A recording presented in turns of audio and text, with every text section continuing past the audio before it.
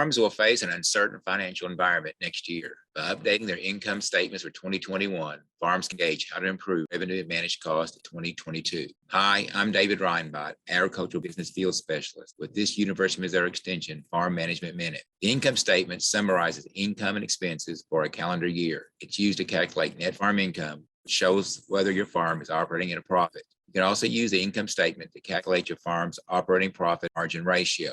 The ratio indicates the amount of cash available for family living, capital replacement, debt service, and business growth.